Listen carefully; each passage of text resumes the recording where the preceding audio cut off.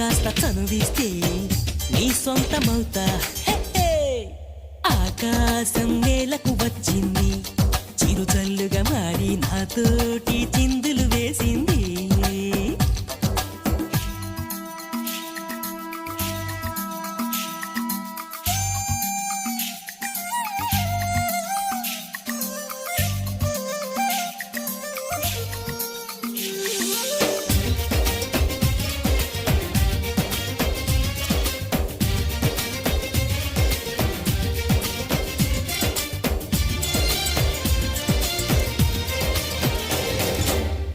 చూసిన నిమిషంలో అద్దమంటి నా హృదయంలో అలజడి రేగింది, పులకలు రేపింది.